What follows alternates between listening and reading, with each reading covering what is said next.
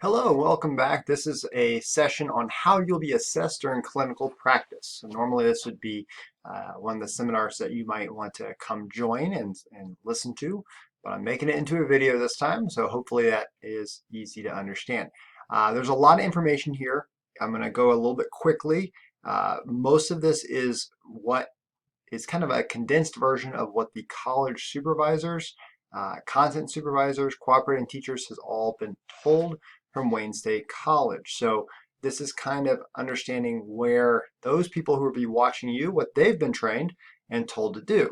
So I'm going to try to keep it really short, but they had about an hour's worth of material, and I'm going to try to condense it down to less than 15 minutes. So bear with me, and here we go. All right, so mainly I've told them to focus on three things this year in particular because they all align to your evaluations, and that's professional dispositions, content knowledge, and your pedagogical skills, how you teach. So from a simple standpoint, first of all, do you show that you're being responsible? Are you going to school every day or doing the lesson planning that you need to do? Are you prepared? That's first and foremost. Content knowledge, do you know your material that you're teaching?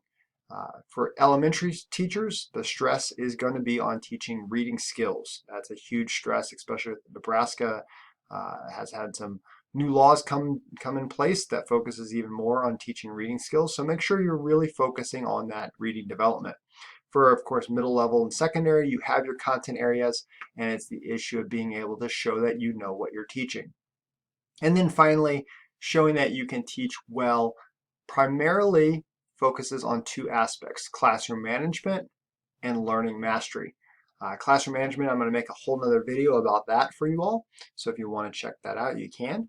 And then in terms of learning mastery, how do you use formative assessments in your teaching to focus on the question that, did your students really learn anything? Did they master the learning, or do you just have them do things? So the difference between maybe traditional teaching methods from the 1980s and 70s and all that was just having students do things. We're really focusing on ensuring that our students are learning things. So how do we know that they're learning? Check for understanding throughout the lesson, and then use those checks for understanding to make decisions on what you need to change or adapt. Okay, now I'm going to start with the really bad, icky part, and then use the rest of the time for the really good stuff. Okay, icky part, improvement plans. So this is in your handbook. You can look through this. I know the font's really small, so I'm just going to talk about this. An improvement plan is when you're not doing something well in one of those three key areas. Primarily, it happens with students who either struggle with attendance or classroom management. Attendance often is one where people just aren't showing up to schools on time, or they're trying to leave early because of some other obligations that they have, and that's causing friction and tension within the school. Either the cooperating teacher or the principal is saying, this person isn't being professional. That often leads to an improvement plan. The other one that leads to improvement plan usually is classroom management. If the students aren't being respectful, the students aren't listening, the students aren't engaged, after a couple of visits, that often is an improvement plan. An improvement plan is not a horrible thing, but it can be very stressful, and it can lead to removal from student teaching, which is the equivalency of failing student teaching for the semester. You would be allowed in certain circumstances to redo student teaching the following semester. However, you will not be continuing to student teach this semester if this happens. So if you are placed on an improvement plan, and we usually have quite a few students that are, don't freak out, but follow the improvement plan very carefully and make sure that it's documented what you're doing to show mastery and growth. And how you're going to get off the improvement plan is key.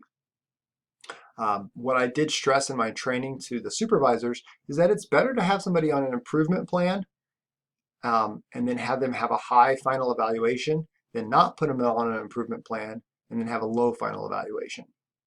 That's like saving your bad remarks to the end isn't fair or good for your final career as a teacher. You'd rather have, if there's a problem, we want to know about it early and then fix it and then have that higher evaluation at the end.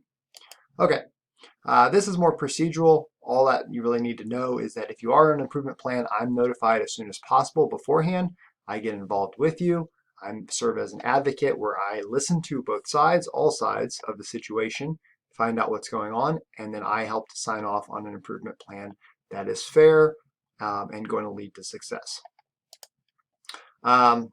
Once again, these are more issues about improvement plans. You can pause the video and read it, or it's in the handbook. But basically, the main thing that comes here is, what is the timeline for improvement? How many weeks do you have to fix whatever the issue is, and what are the consequences if you don't? Okay, once again, improvement plans are given to me, where we all sign off on it. Everything is documented if that happens. Okay, possible outcomes of improvement plan. Typically, you show growth and benefit, you get off the improvement plan, and everything is fine. Sometimes, once you're on an improvement plan, you might say, you know what, this isn't for me. I don't want to be in clinical practice. I don't really like working with students. We've had that happen before with students on improvement plans because they said, you know what, I'm really struggling with the job and I don't want to be a teacher. So I'm going to find a different path in life. That's a radical thing, and it shouldn't. It's surprising when that kind of thing happens with student teaching, but it sometimes does happen. All right. If your improvement doesn't improve on an improvement plan, that will lead to termination. That is a next step decision where you are removed from clinical practice.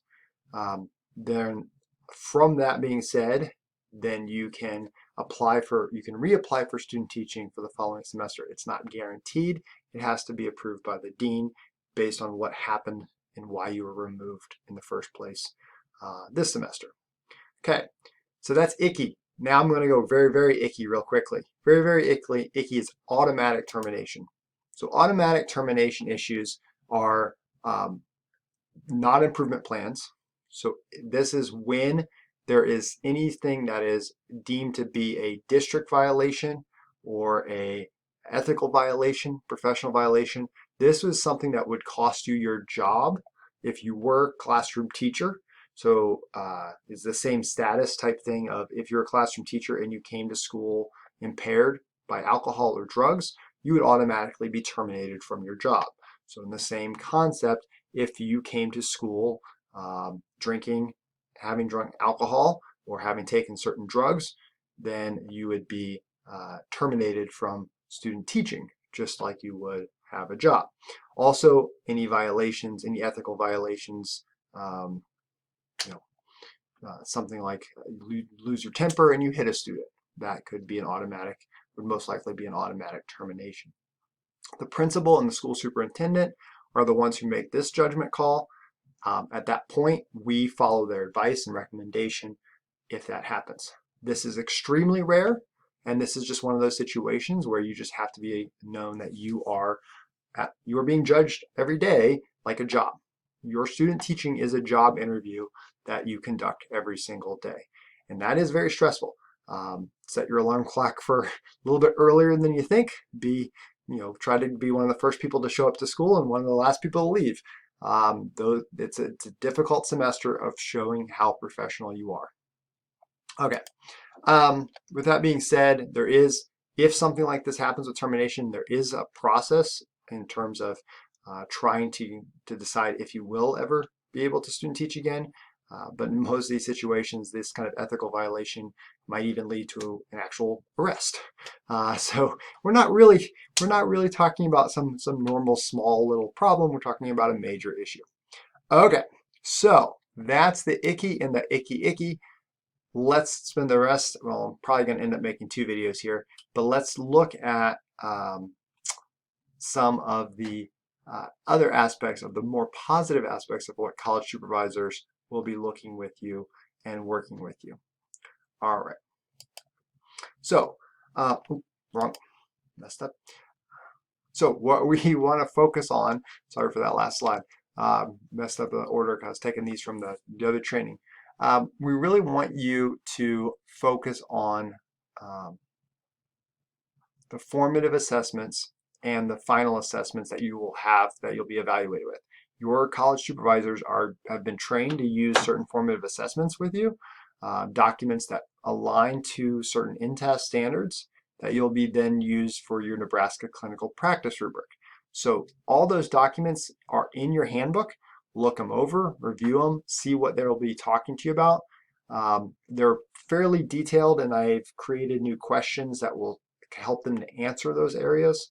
Things like, did you have a clear lesson plan before the observation? Were the students on task during the observation? Those kind of aspects. Another huge thing I'm trying to push for is more focus on the educator growth portfolio from the very beginning. So look over that. There's another video in the trainings about the EGP. If you have questions for that, let me know. I often will stress what we call the PowerPoint approach to the EGP. And what that means is you will be submitting, the educator growth portfolio is 11 different submissions in chalk and wire. So they're kind of like mini folders. Each standard, and there's 11 standards, has its own submission. The best, easiest way to do that is for each standard, make a separate PowerPoint for each one. That's about 4 or 5 slides, maybe 3. And one slide is the standard and how you interpret it and how you see it. You explain how you've mastered that. Then you show evidence. Ideally, that's a lesson plan that you attach as a picture of your lesson plan for that PowerPoint slide. And then there's often a picture of you teaching that. Not necessary, but it's kind of nice to see you teaching a lesson in action. And then the most important part is that reflection piece, where you show the emphasis is on how the students were impacted, and particularly individual students. So last year I had a couple of really excellent EGPs that were submitted where the students would say, I taught this lesson. The student, Jimmy, was struggling with the lesson. Afterwards, I looked at his assessment. He needed a little bit extra help. I gave him extra help. The next day, he understood the concept. He and all of his other classmates fully understand this concept, and we were able to move on. That's the perfect EGP because it's focused on your students, not on you. The concept of the EGP and everything here is that your mastery of good teaching impacts your students. Okay, I think I have time quickly on this little part to talk about journals, so I'll wrap up with journals. Journals are for you to communicate to your college supervisors, to say how things are going and what to improve on. We ask that you make video reflections in which, and this gets confusing, you're videotaping yourself teaching, you're watching that, and you're telling in your journal what you learned from watching yourself teach. So what that means is you don't have to give a journal, you don't have to give a video of you teaching to your college supervisor. You can if you're allowed to, if you want to, but that's not what it's all about. What it's all about is how you learned from watching yourself teach. Okay, and all of this should be linked to improvement and change and having goals focused on that. So I'm going to stop this video, make a new one, a part 2 of how you're being assessed, and we'll go from there.